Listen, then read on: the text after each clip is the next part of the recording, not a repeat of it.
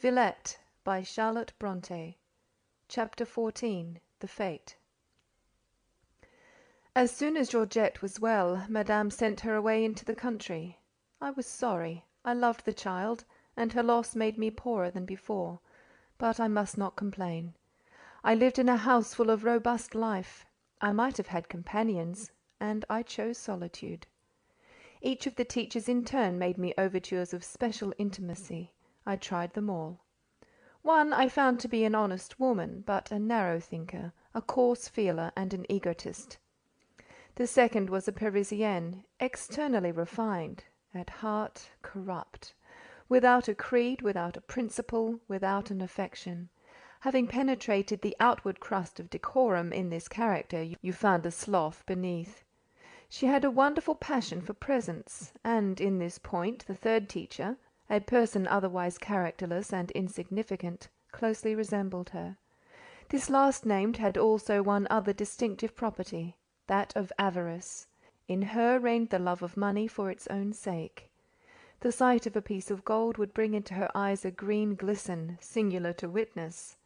She once, as a mark of high favour, took me upstairs, and, opening a secret door, showed me a hoard, a mass of coarse, large coin, about 15 guineas, in 5-franc pieces.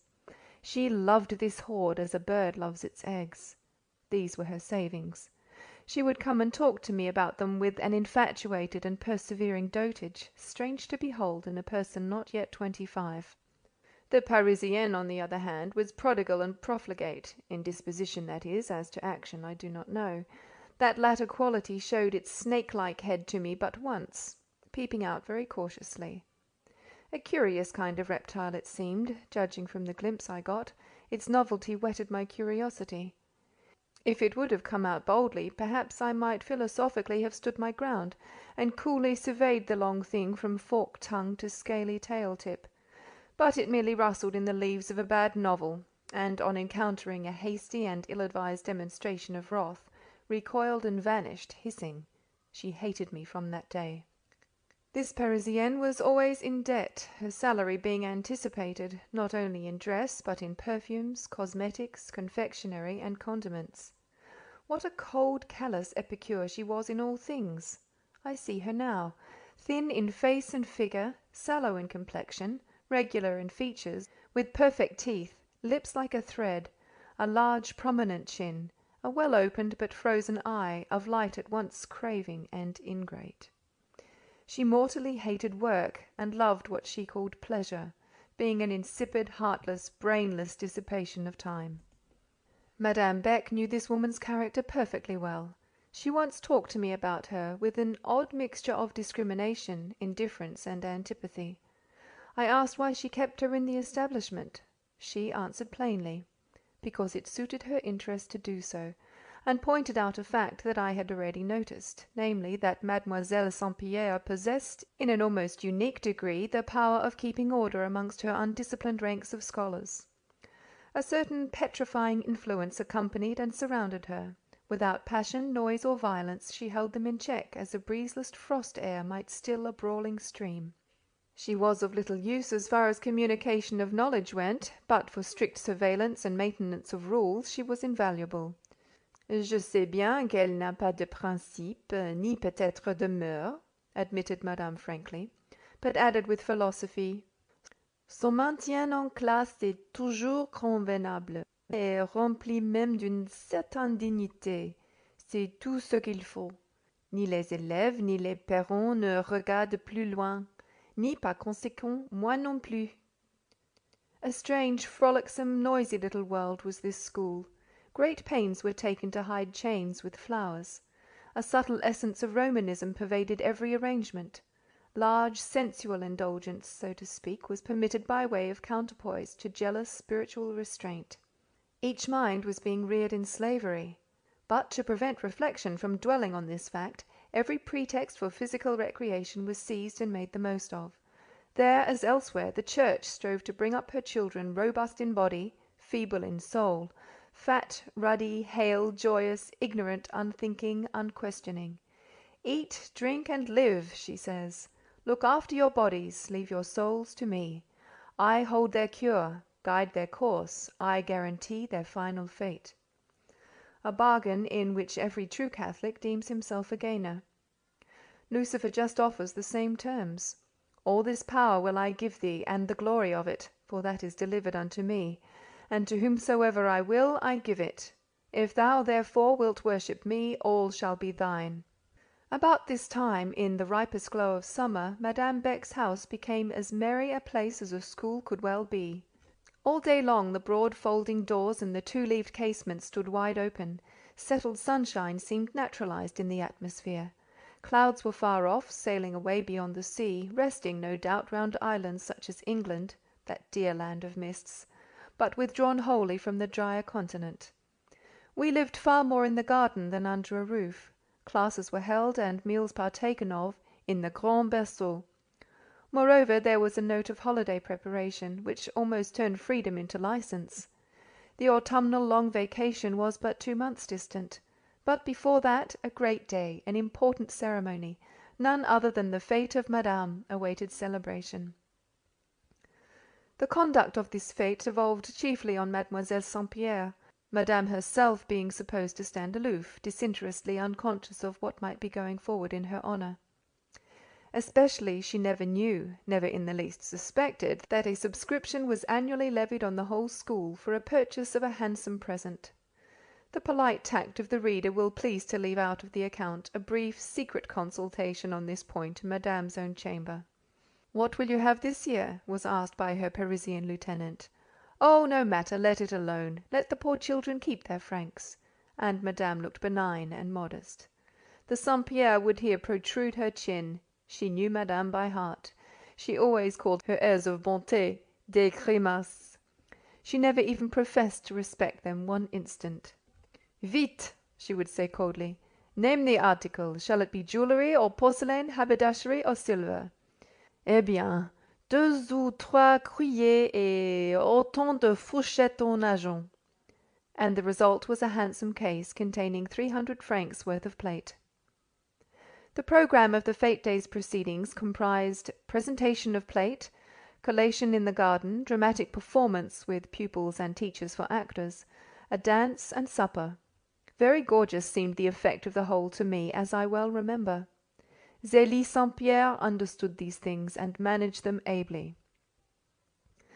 The play was the main point, a month's previous drilling being there required. The choice, too, of the actors required knowledge and care. Then came lessons in elocution, in attitude, and then the fatigue of countless rehearsals. For all this, as may well be supposed, St. Pierre did not suffice. Other management, other accomplishments than hers were requisite here. They were supplied in the person of a master, Monsieur Paul Emanuel, professor of literature.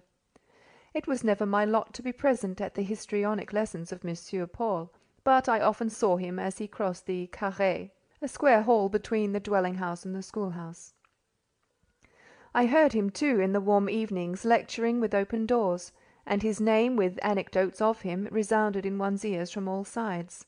Especially our former acquaintance, Miss Ginevra Fanshawe, who had been selected to take a prominent part in the play, used, in bestowing upon me a large portion of her leisure, to lard her discourse with frequent allusions to his sayings and doings. She esteemed him hideously plain, and used to profess herself frightened almost into hysterics at the sound of his step or voice. A dark little man he certainly was, pungent and austere. Even to me he seemed a harsh apparition, with his close-shorn black head, his broad sallow brow, his thin cheek, his wide and quivering nostril, his thorough glance and hurried bearing. Irritable he was, one heard that as he apostrophised with vehemence the awkward squad under his orders. Sometimes he would break out on these raw amateur actresses with a passion of impatience at their falseness of conception, their coldness of emotion, their feebleness of delivery. "Écoutez!" he would cry, and then his voice rang through the premises like a trumpet.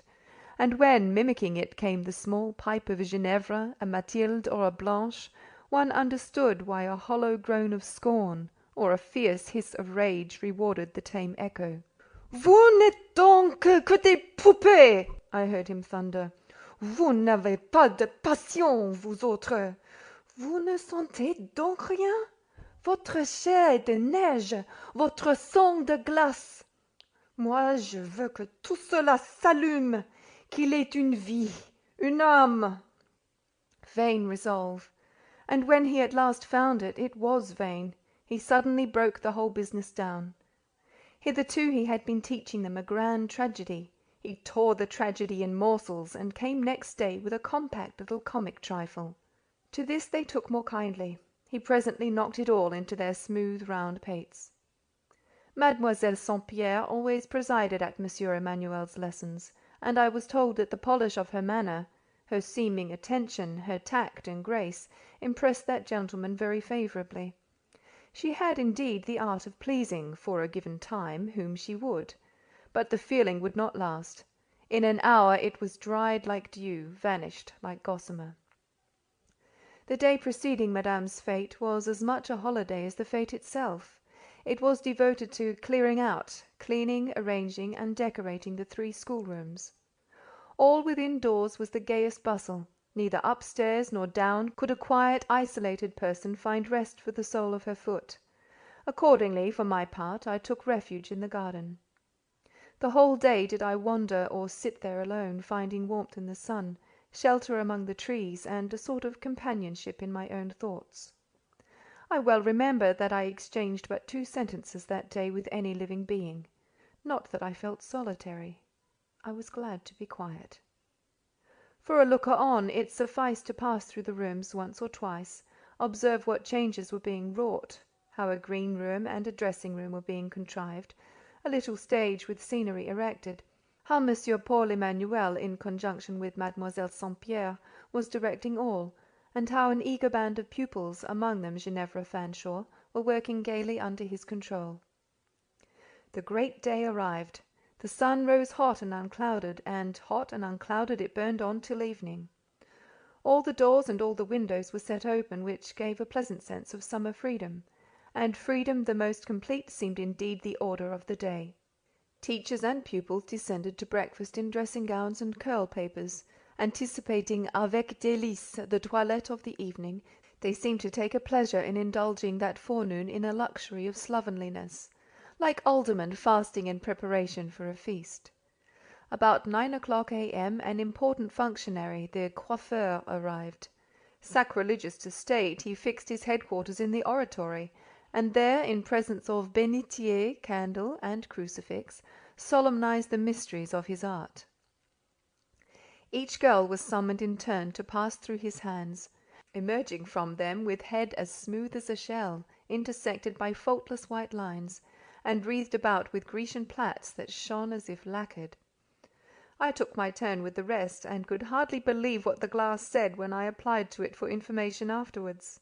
The lavish garlandry of woven brown hair amazed me. I feared it was not all my own, and it required several convincing pulls to give assurance to the contrary. I then acknowledged in the coiffeur a first-rate artist, one who certainly made the most of indifferent materials. The oratory closed, the dormitory became the scene of ablutions, arrayings, and bedizenings curiously elaborate. To me it was, and ever must be, an enigma how they contrived to spend so much time in doing so little. The operation seemed close, intricate, prolonged; the result simple.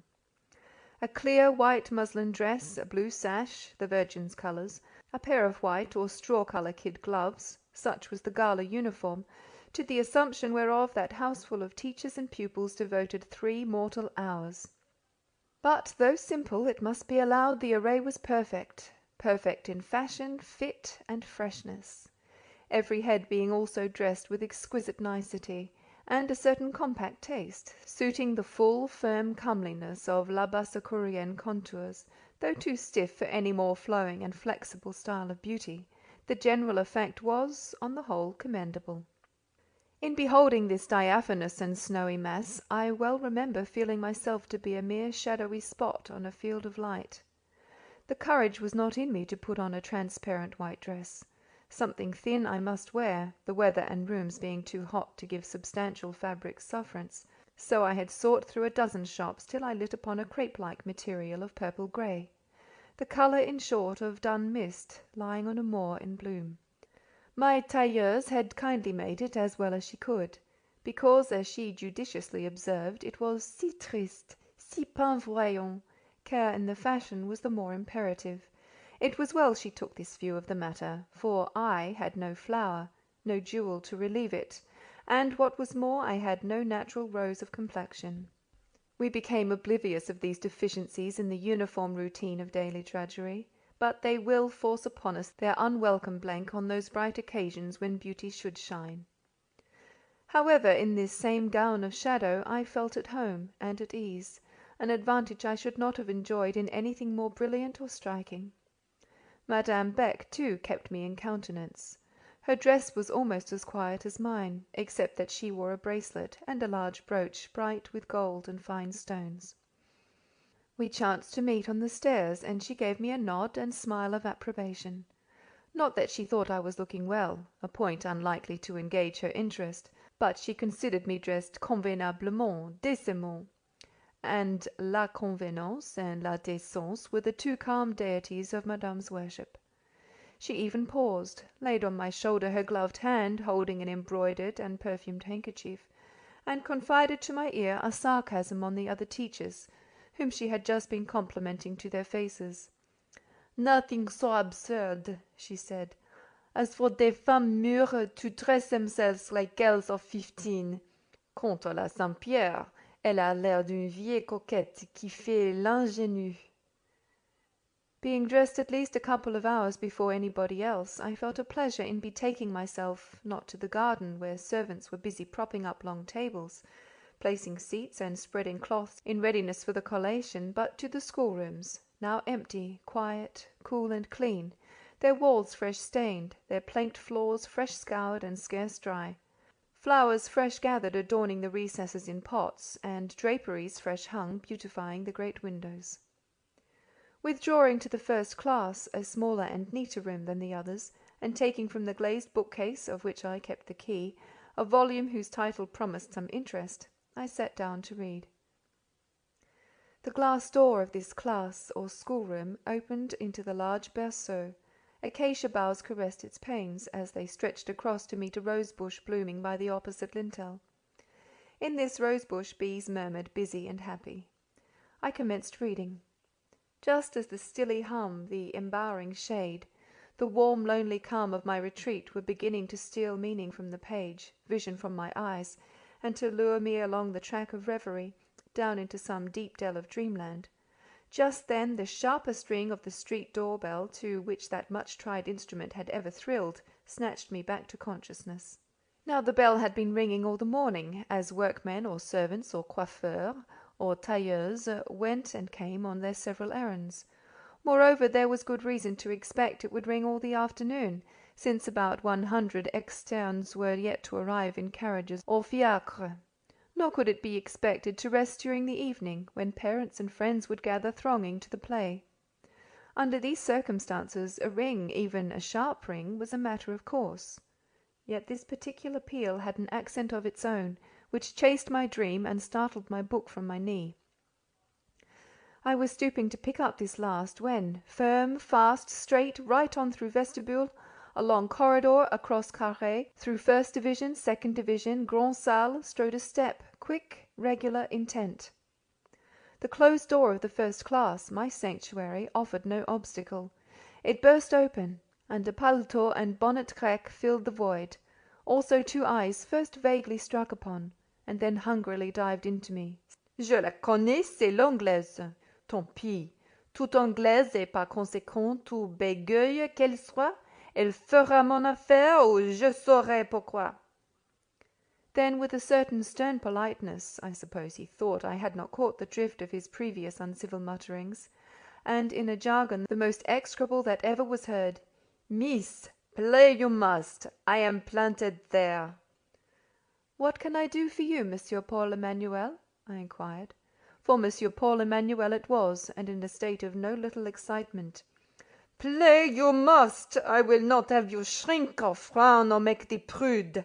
I read your skull that night you came. I see your moyens. Play you can, play you must."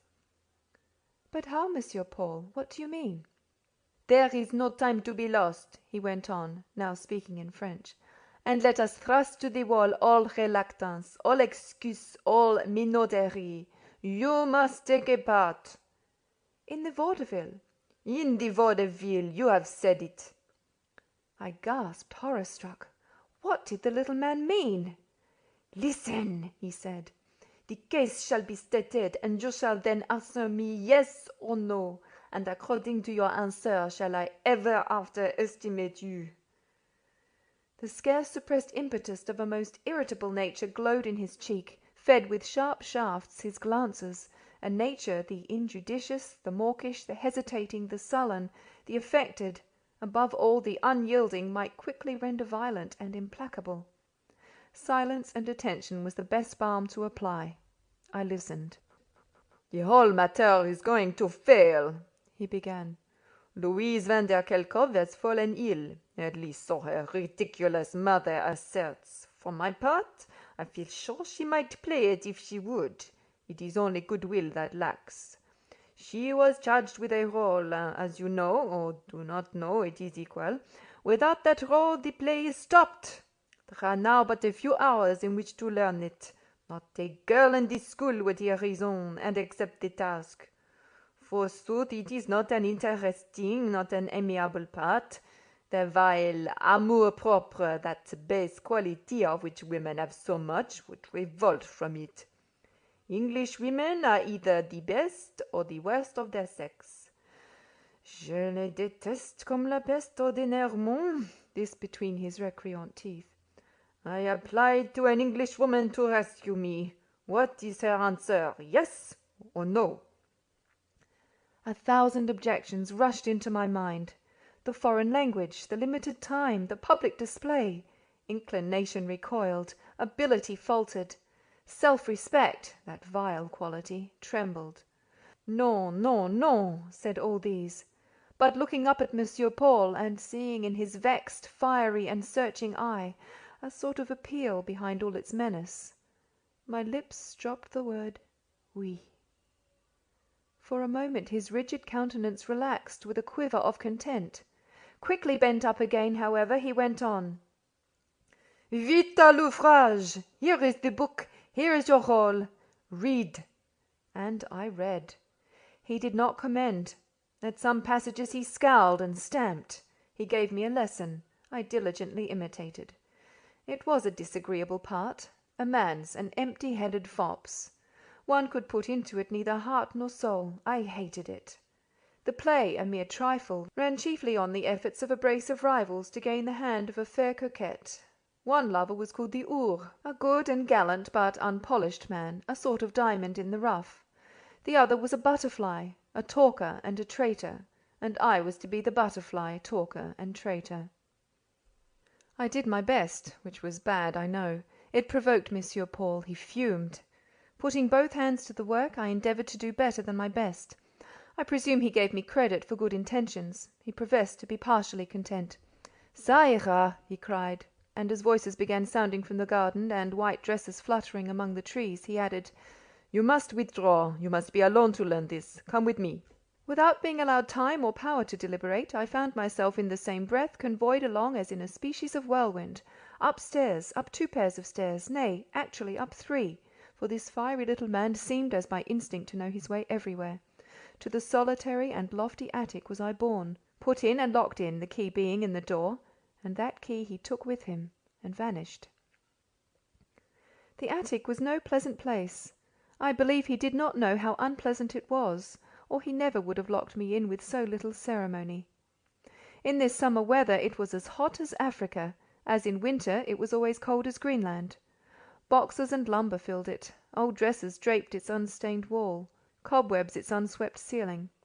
Well was it known to be tenanted by rats, by black beetles, and by cockroaches. Nay, rumour affirmed that the ghostly nun of the garden had once been seen here. A partial darkness obscured one end, across which, as for deeper mystery, an old russet curtain was drawn, by way of screen, to a sombre band of winter cloaks, pendent each from its pin like a malefactor from his gibbet. From amongst these cloaks, and behind that curtain, the nun was said to issue. I did not believe this, nor was I troubled by apprehension thereof. but I saw a very dark and large rat with a long tail come gliding out from that squalid alcove.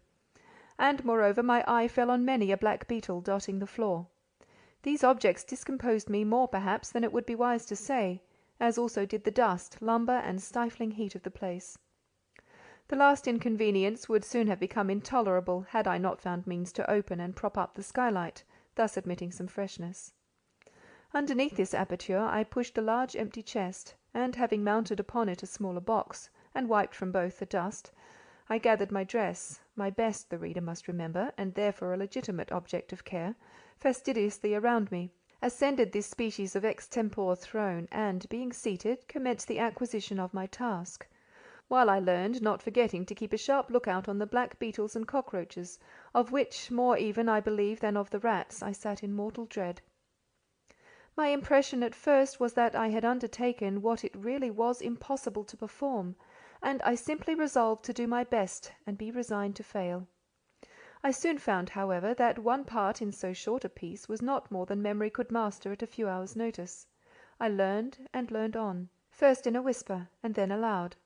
Perfectly secure from human audience, I acted my part before the garret vermin. Entering into its emptiness, frivolity, and falsehood with the spirit inspired by scorn and impatience, I took my revenge on this fat, by making him as fatuitous as I possibly could. In this exercise the afternoon passed. Day began to glide into evening, and I, who had eaten nothing since breakfast, grew excessively hungry.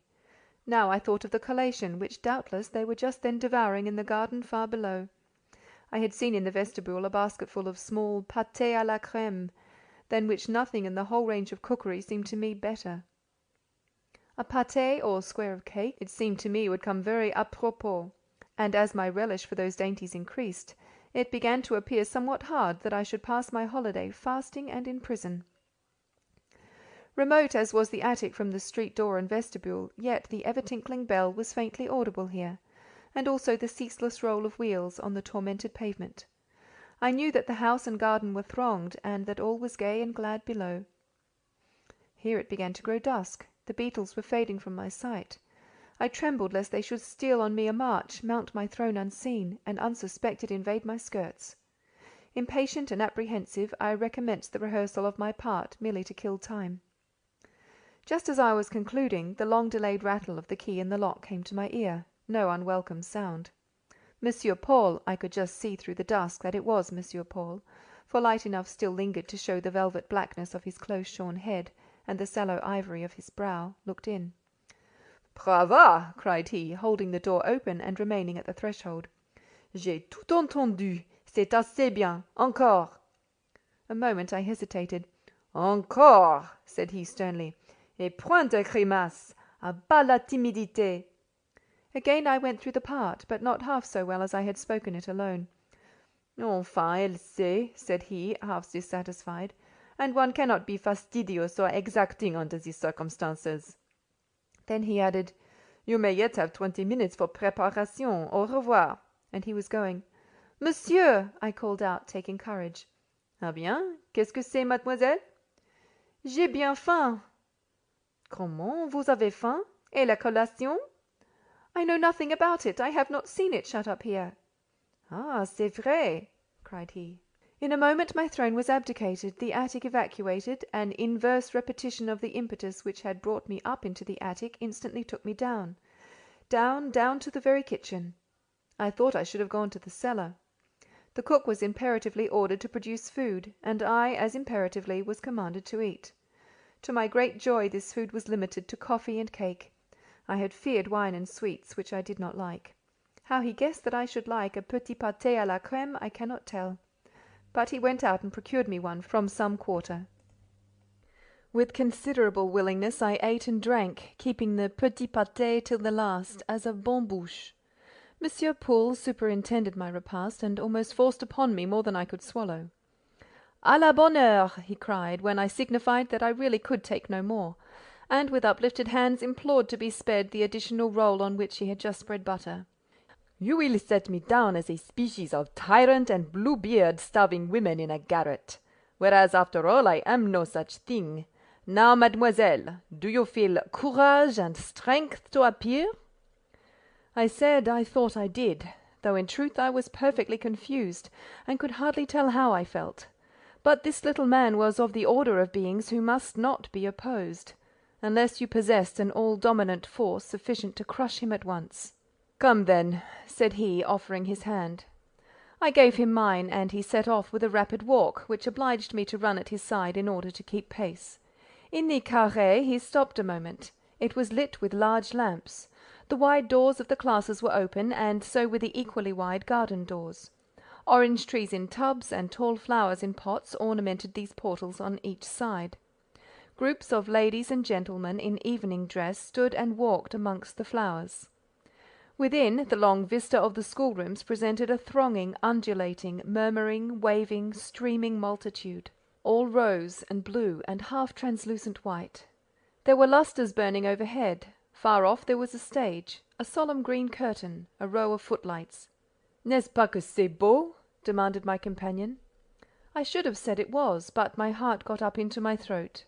Monsieur Paul discovered this, and gave me a side scowl and a little shake for my pains. "I will do my best, but I wish it was over," said I. Then I asked, "Are we to walk through that crowd?" "By no means. I manage matters better. We pass through the garden, here." In an instant we were out of doors. The cool, calm night revived me somewhat. It was moonless, but the reflex from the many glowing windows lit the court brightly, and even the alleys dimly. Heaven was cloudless and grand with the quiver of its living fires.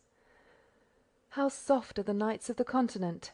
How bland, balmy, safe! No sea fog, no chilling damp, mistless as noon, and fresh as morning. Having crossed court and garden, we reached the glass door of the first class. It stood open like all other doors that night. We passed, and then I was ushered into a small cabinet, dividing the first class from the grande salle. This cabinet dazzled me. It was so full of light. It deafened me. It was clamorous with voices. It stifled me. It was so hot, choking, thronged. "De l'ordre! Du silence!" cried Monsieur Paul. "Is this chaos?" he demanded, and there was a hush. With a dozen words and as many gestures, he turned out half the persons present, and obliged the remnant to fall into rank. Those left were all in costume. They were the performers, and this was the green room. Monsieur Paul introduced me. All stared, and some tittered. It was a surprise. They had not expected the Englishwoman would play in a vaudeville. Ginevra Fanshawe, beautifully dressed for her part, and looking fascinatingly pretty, turned on me a pair of eyes as round as beads.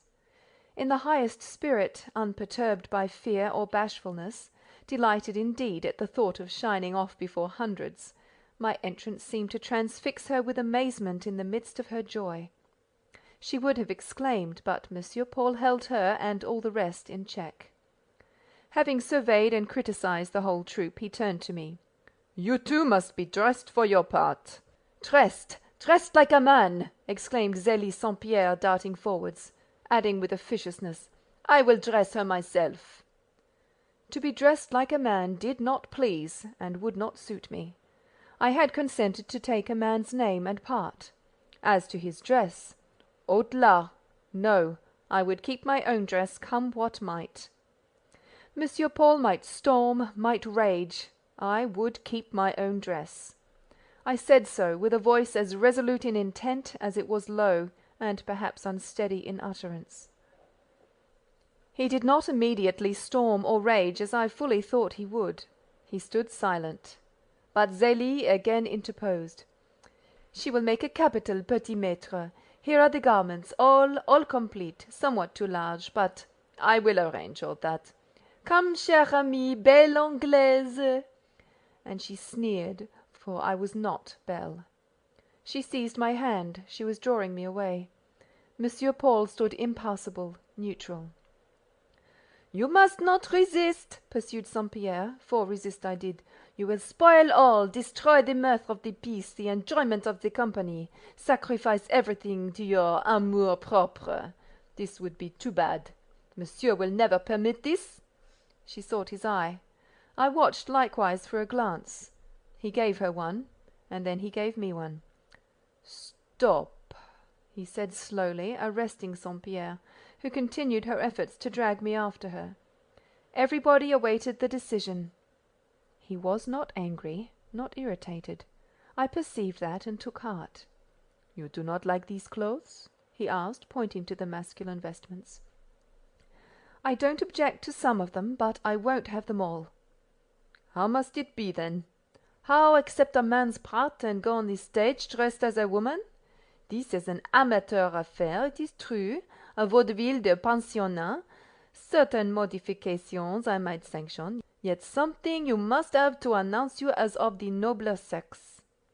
"And I will, monsieur, but it must be arranged in my own way. Nobody must meddle. The things must not be forced upon me. Just let me dress myself." Monsieur, without another word, took the costume from St. Pierre, gave it to me, and permitted me to pass into the dressing-room. Once alone, I grew calm, and collectedly went to work. Retaining my woman's garb without the slightest retrenchment, I merely assumed, in addition, a little vest, a collar and cravat, and a paletot of small dimensions, the whole being the costume of a brother of one of the pupils. Having loosened my hair out of its braids, made up the long back hair close, and brushed the front hair to one side, I took my hat and gloves in my hand and came out. Monsieur Paul was waiting, and so were the others. He looked at me. "That me passe in a pensionnat," he pronounced, then added, not unkindly, "Courage, mon ami, un peu de sang-froid, un peu d'aplomb, Monsieur Lucien, et tout ira bien." St. Pierre sneered again in her cold, snaky manner. I was irritable because excited, and I could not help turning upon her and saying that if she were not a lady and I a gentleman, I should feel disposed to call her out. After the play," said Monsieur Paul. "I will then divide my pair of pistols between you, and we will settle the dispute according to form. It will only be the old quarrel of France and England." But now the moment approached for the performance to commence. Monsieur Paul, setting us before him, harangued us briefly, like a general addressing soldiers about to charge. I don't know what he said, except that he recommended each to penetrate herself with a sense of her personal insignificance. I thought this advice superfluous for some of us. A bell tinkled. I and two more were ushered onto the stage. The bell tinkled again. I had to speak the very first words. "Do not look at the crowd, nor think of it," whispered Monsieur Paul in my ear. "Imagine yourself in the garret, acting to the rats." He vanished. The curtain drew up, shrivelled to the ceiling. The bright lights, the long room, the gay throng burst upon us. I thought of the black beetles, the old boxes, the worm-eaten bureau. I said my say badly, but I said it. That first speech was the difficulty. It revealed to me this fact, that it was not the crowd I feared so much as my own voice. Foreigners and strangers, the crowd were nothing to me, nor did I think of them.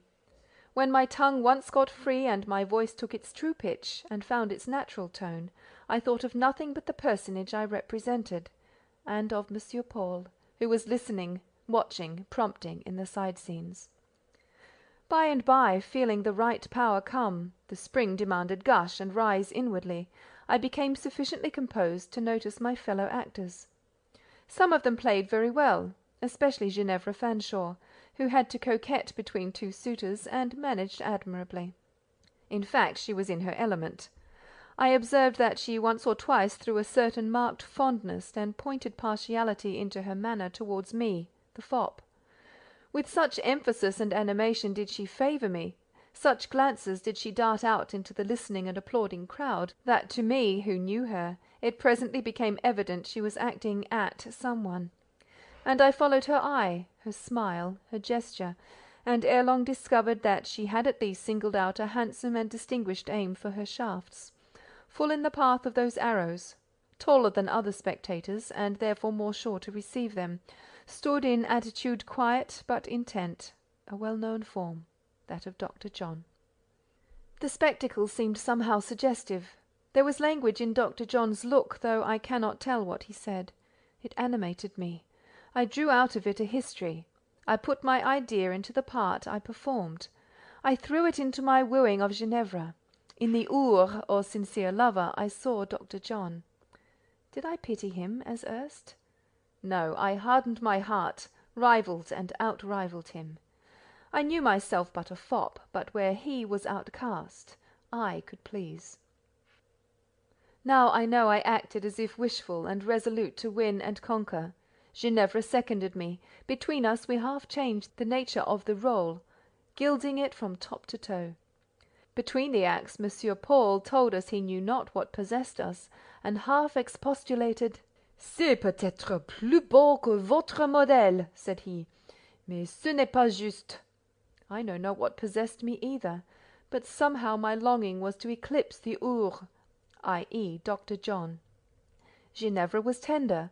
How could I be otherwise than chivalric? Retaining the letter, I recklessly altered the spirit of the rôle. Without heart, without interest, I could not play it at all. It must be played. In went the yearned-for seasoning. Thus favoured, I played it with relish. What I felt that night, and what I did, I no more expected to feel and do than to be lifted in a trance to the seventh heaven. Cold, reluctant, apprehensive, I had accepted a part to please another. Ere long, warming, becoming interested, taking courage, I acted to please myself. Yet the next day, when I thought it over, I quite disapproved of these amateur performances; and though glad that I had obliged Monsieur Paul, and tried my own strength for once, I took a firm resolution never to be drawn into a similar affair. A keen relish for dramatic expression had revealed itself as part of my nature. To cherish and exercise this new-found faculty might gift me with a world of delight, but it would not do for a mere looker-on at life. The strength and longing must be put by, and I put them by, and fastened them in with the lock of a resolution which neither time nor temptation has since picked. No sooner was the play over, and well over, than the choleric and arbitrary Monsieur Paul underwent a metamorphosis.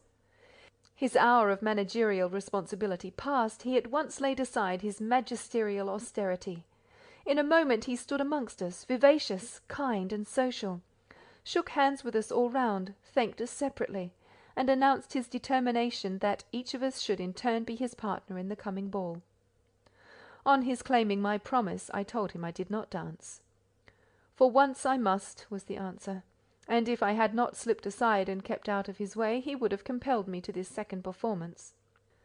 But I had acted enough for one evening. It was time I retired into myself and my ordinary life. My dun-coloured dress did well enough under a paletot on the stage, but would not suit a waltz or quadrille. Withdrawing to a quiet nook, whence unobserved I could observe, the ball, its splendours and its pleasures, passed before me as a spectacle. Again Ginevra Fanshawe was the belle, the fairest and the gayest present. She was selected to open the ball. Very lovely she looked, very gracefully she danced, very joyously she smiled. Such scenes were her triumphs. She was the child of pleasure. Work or suffering found her listless and dejected, powerless and repining, but gaiety expanded her butterfly's wings, lit up their gold dust and bright spots, made her flash like a gem and flush like a flower.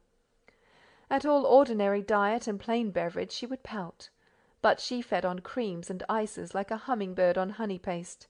Sweet wine was her element, and sweet cake her daily bread. Ginevra lived her full life in a ball-room, elsewhere she drooped dispirited. Think not, reader, that she thus bloomed and sparkled for the mere sake of Monsieur Paul, her partner, or that she lavished her best graces that night for the edification of her companions only, or for that of the parents and grandparents who filled the carré and lined the ball-room. Under circumstances so insipid and limited, with motives so chilly and vapid, Ginevra would scarce have deigned to walk one quadrille, and weariness and fretfulness would have replaced animation and good humour. But she knew of a leaven in the otherwise heavy festal mass which lighted the whole. She tasted a condiment which gave it zest. She perceived reasons justifying the display of her choicest attractions. In the ball-room, indeed, not a single male spectator was to be seen who was not married and a father, Monsieur Paul excepted. That gentleman, too, being the sole creature of his sex, permitted to lead out a pupil to the dance; and this exceptional part was allowed him, partly as a matter of old-established custom, for he was a kinsman of Madame Beck's and high in her confidence, partly because he would always have his own way and do as he pleased, and partly because, wilful, passionate, partial as he might be, he was the soul of honour, and might be trusted with a regiment of the fairest and purest, in perfect security that, under his leadership, they would come to no harm. Many of the girls, it may be noted in parenthesis, were not pure-minded at all, very much otherwise, but they no more dare betray their natural coarseness in M. Paul's presence than they dare to tread purposely on his corns, laugh in his face during a stormy apostrophe, or speak above their breath while some crisis of irritability was covering his human visage with the mask of an intelligent tiger. M. Paul, then, might dance with whom he would, and woe be to the interference which put him out of step. Others there were admitted as spectators, with seeming reluctance, through prayers, by influence, under restriction, by special and difficult exercise of Madame Beck's gracious good nature, and whom she all the evening, with her own personal surveillance, kept far aloof at the remotest, drearest, coldest, darkest side of the carré, a small forlorn band of jeunes gens, these being all of the best families, grown-up sons of mothers present, and whose sisters were pupils in the school. That whole evening was Madame on duty beside these jeunes gens, attentive to them as a mother, but strict with them as a dragon. There was a sort of cordon stretched before them, which they wearied her with prayers to be permitted to pass, and just to revive themselves by one dance with that belle blonde, or that jolie brune, or cette jeune fille magnifique aux cheveux noirs comme le jet. Taisez-vous, Madame would reply, heroically and inexorably.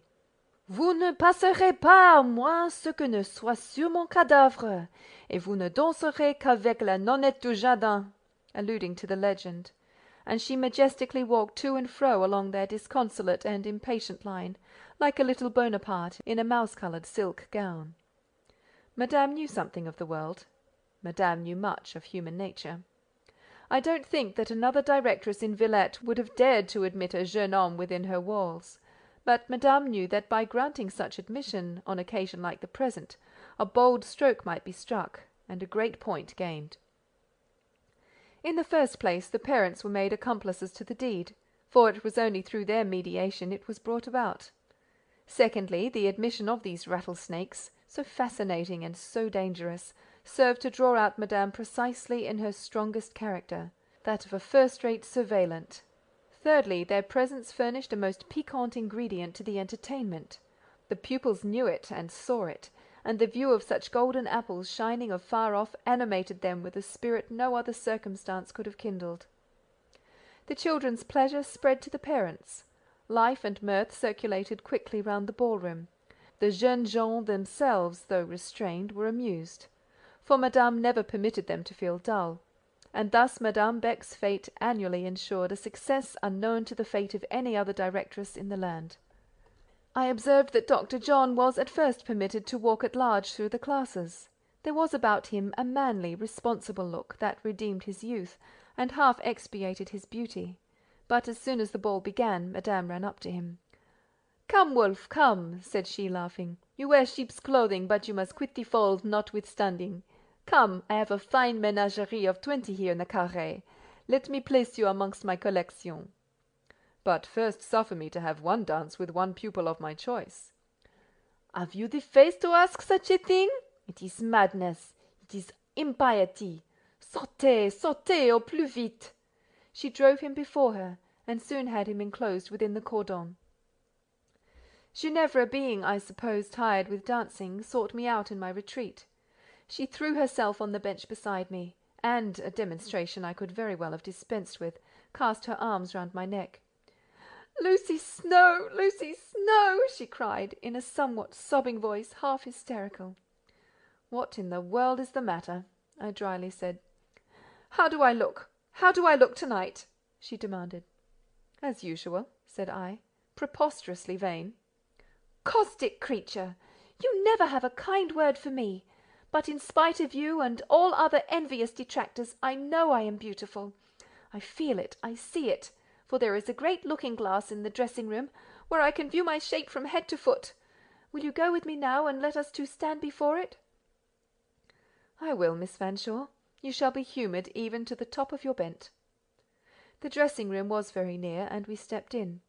Putting her arm through mine, she drew me to the mirror. Without resistance, remonstrance, or remark, I stood and let her self-love have its feast and triumph. Curious to see how much it could swallow, whether it was possible it could feed to satiety, whether any whisper of consideration for others could penetrate her heart and moderate its vainglorious exaltation. Not at all. She turned me and herself round. She viewed us both on all sides. She smiled. She waved her curls. She retouched her sash. She spread her dress. And finally, letting go my arm, and curtsying with mock respect, she said, "I would not be you for a kingdom." The mark was too naive to arouse anger. I merely said, "Very good." "And what would you give to be me?" she inquired. "Not a bad sixpence, strange as it may sound," I replied. "You are but a poor creature." "You don't think so in your heart."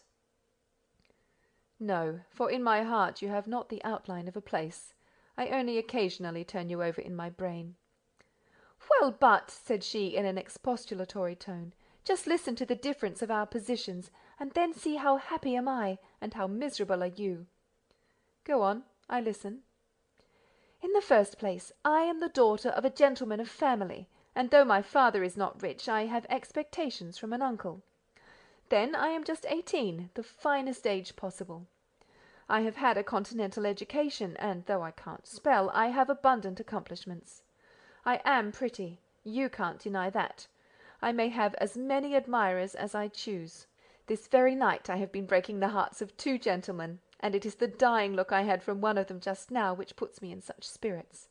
I do so like to watch them turn red and pale, and scowl and dart fiery glances at each other, and languishing ones at me. There is me, happy me. Now for you, poor soul. I suppose you are nobody's daughter, since you took care of little children when you first came to Villette. You have no relations. You can't call yourself young at 23. You have no attractive accomplishments, no beauty. As to admirers, you hardly know what they are. You can't even talk on the subject. You sit dumb when the other teachers quote their conquests. I believe you never were in love, and never will be. You don't know the feeling, and so much the better, for though you might have your own heart broken, no living heart will you ever break. Isn't it all true?" "A good deal of it is as true as gospel, and shrewd besides. There must be good in you, Ginevra, to speak so honestly. That snake Zélie St. Pierre could not utter what you have uttered. Still, Miss Fanshawe, hapless as I am, according to your showing, sixpence I would not give to purchase you, body and soul." "Just because I am not clever, and that is all you think of. Nobody in the world but you cares for cleverness." "On the contrary, I consider you are clever in your way, very smart indeed. But you were talking of breaking hearts, that edifying amusement into the merits of which I don't quite enter. Pray, on whom does your vanity lead you to think you have done execution to-night?" She approached her lips to my ear. "Isidore and Alfred de Hamal are both here," she whispered. "Oh, are they? I should like to see them." "There's a dear creature, your curiosity is roused at last. Follow me, I will point them out." She proudly led the way. "But you cannot see them well from the classes," said she, turning. "Madame keeps them too far off. Let us cross the garden, enter by the corridor, and get close to them behind. We shall be scolded if we are seen, but never mind." For once I did not mind. Through the gardens we went, penetrated into the corridor by a quiet private entrance, and approaching the carré, yet keeping in the corridor shade, commanded a near view of the band of jeunes gens. I believe I could have picked out the conquering de Hamal even undirected. He was a straight-nosed, very correct-featured little dandy. I say little dandy, though he was not beneath the middle standards in stature, but his lineaments were small, and so were his hands and feet, and he was pretty and smooth and as trim as a doll. So nicely dressed, so nicely curled, so booted and gloved and cravatted. He was charming indeed. I said so. "What a dear personage!" cried I, and commended Ginevra's taste warmly, and asked her what she thought de Hamal might have done with the precious fragments of that heart she had broken, whether he kept them in a scent vial and conserved them in otto of roses. I observed too, with deep rapture of approbation, that the Colonel's hands were scarce larger than Miss Fanshawe's own, and suggested that this circumstance might be convenient, as he could wear her gloves at a pinch. On his dear curls I told her I doted. As to his low Grecian brow and exquisite classic headpiece, I confessed I had no language to do such perfections justice. "And if he were your lover?" suggested the cruelly exultant Ginevra. "Oh, heavens, what bliss!" said I. "But do not be inhuman, Miss Fanshawe. To put such thoughts into my head is like showing poor outcast Cain a far glimpse of paradise." "You like him, then?" "As I like sweets and jams and comfits and conservatory flowers." Ginevra admired my taste, for all these things were her adoration. She could then readily credit that they were mine too. "Now for Isidore," I went on. I own I felt still more curious to see him than his rival, but Ginevra was absorbed in the latter. "Alfred was admitted here to-night," said she, "through the influence of his aunt, Madame la Baronne de Dorlodot. And now, having seen him, can you not understand why I have been in such spirits all the evening, and acted so well, and danced with such life, and why I am now happy as a queen? It was such good fun to glance first at him and then at the other, and madden them both." "But that other, where is he? Show me Isidore." "I don't like—" "Why not?" "I am ashamed of him." "For what reason?" "Because he has such whiskers. Orange, red, there now." "The murder is out," I subjoined. "Never mind, show him all the same. I engage not to faint." She looked round. Just then an English voice spoke behind her and me. "You are both standing in a draught. You must leave this corridor." "There is no draught, Dr. John," said I, turning.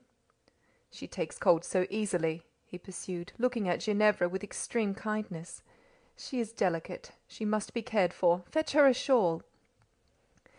"Permit me to judge for myself," said Miss Fanshawe with hauteur. "I want no shawl." "Your dress is thin. You have been dancing. You are overheated."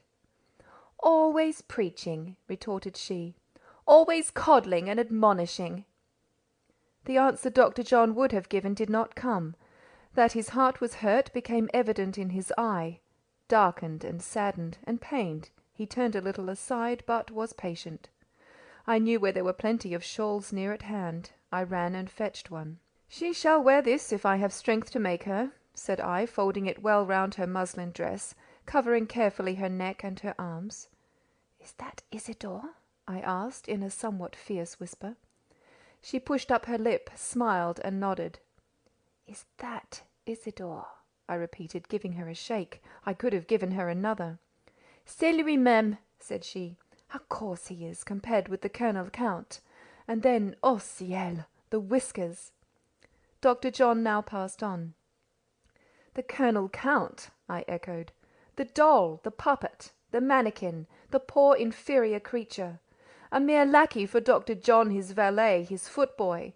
Is it possible that fine, generous gentleman, handsome as a vision, offers you his honourable hand and gallant heart, and promises to protect your flimsy person and feckless mind through the storms and struggles of life, and you hang back? You scorn, you sting, you torture him. Have you power to do this? Who gave you that power? Where is it?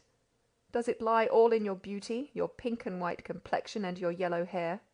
Does this bind his soul at your feet and bend his neck under your yoke? Does this purchase for you his affection, his tenderness, his thoughts, his hopes, his interest, his noble, cordial love? And will you not have it? Do you scorn it? You are only dissembling, you are not in earnest. You love him, you long for him, but you trifle with his heart to make him more surely yours. Bah, how you run on! I don't understand half you have said." I had got her out into the garden ere this. I now set her down on a seat, and told her she should not stir till she had avowed which she meant in the end to accept, the man or the monkey. "Him you call the man," said she, "is bourgeois, sandy-haired, and answers to the name of John. Cela suffit. Je n'en veux pas. Colonel de Hamal is a gentleman of excellent connections, perfect manners, sweet appearance, with pale, interesting face, and hair and eyes like an Italian. Then, too, he is the most delightful company possible, a man quite in my way, not sensible and serious like the other, but one with whom I can talk on equal terms, who does not plague and bore and harass me with depths and heights and passions and talents for which I have no taste. There now, don't hold me so fast." I slackened my grasp, and she darted off. I did not care to pursue her. Somehow I could not avoid returning once more in the direction of the corridor to get another glimpse of Dr. John. But I met him on the garden steps, standing where the light from a window fell broad. His well-proportioned figure was not to be mistaken, for I doubt whether there was another in that assemblage his equal. He carried his hat in his hand. His uncovered head, his face, and fine brow were most handsome and manly.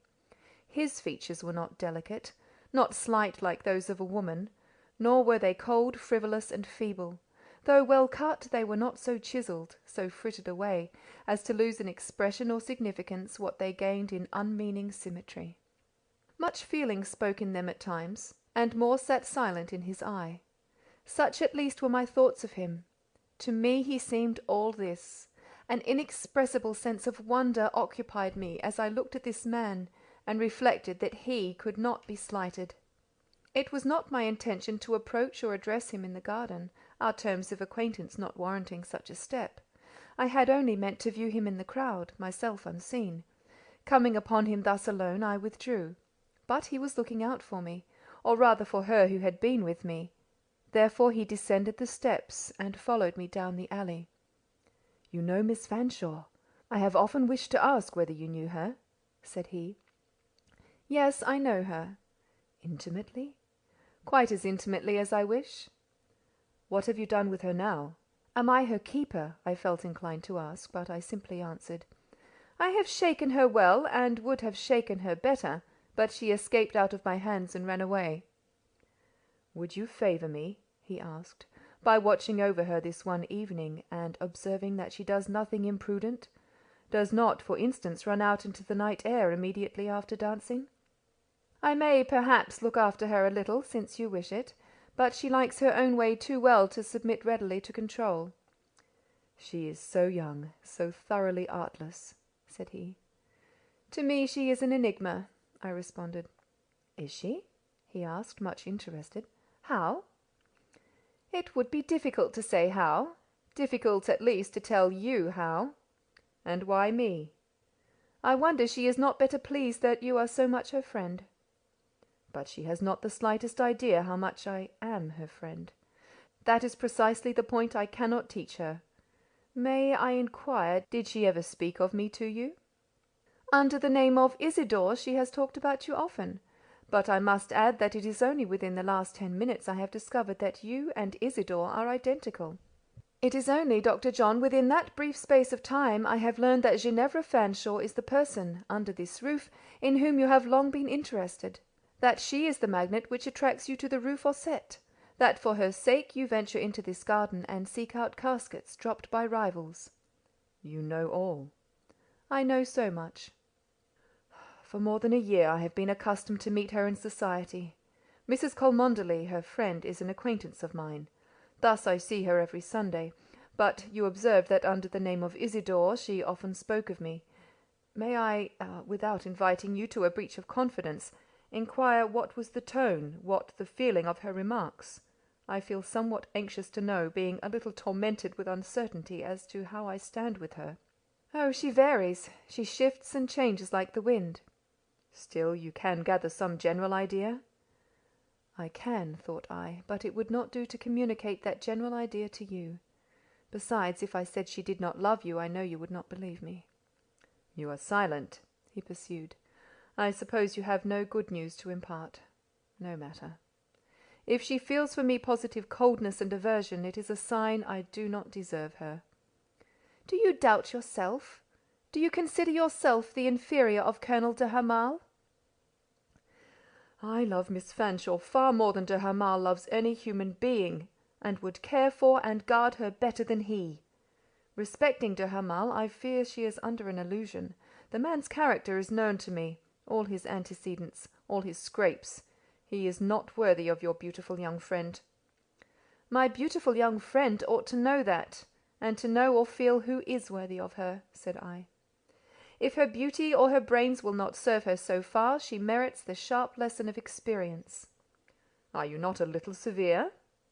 "I am excessively severe, more severe than I choose to show you. You should hear the strictures with which I favour my beautiful young friend, only that you would be unutterably shocked at my want of tender considerateness for her delicate nature." "She is so lovely, one cannot but be loving towards her.